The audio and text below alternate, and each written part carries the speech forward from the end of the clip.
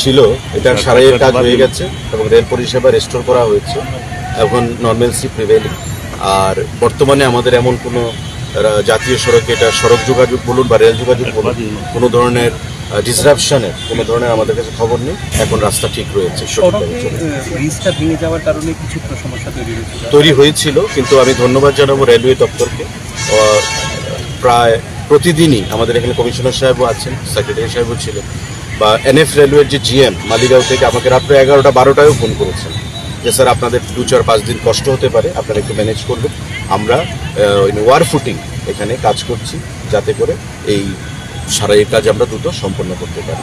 এবং আমি ধন্যবাদ জানাবো ভারত সরকারকে, রেলওয়ে দপ্তরকে, এনএফ রেলওয়েকে, যে তারা খুব যুদ্ধকালীন তৎপরতায় আমাদের এই কাজ সম্পন্ন করেছে। এবং ত্রিপুরার যে লাইফ লাইন, আপনারা জানেন it's a landlock state from 3 corners, আমাদের এইটাই হচ্ছে জাতীয় সড়ক বা লাইফ লাইন বলি আমরা যাকে, সেটাকে মুক্ত করতে এই ন্যাচারাল ক্যালামিটি থেকে আমাদেরকে এগিয়ে এসছেন এবং যে সার্ভিস সেটা রেস্টোর হয়েছে।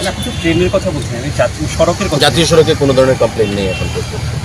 এটা আপনার হয়ে থাকে লোয়ার পোয়াতে, মেঘালয়ে, আসামে, বিভিন্ন জায়গায় হয়ে থাকে, বিশেষ করে এই মনসুন টাইমে এটা ছিল, কিন্তু এখন পর্যন্ত হয়নি। এবং যদি হয়ে থাকে সেখানে যে দপ্তরের তরফ থেকে, সেখানে সরকার, স্থানীয় গভর্নমেন্টও যথাযোগ্য ভূমিকা সেখানে পালন করছে।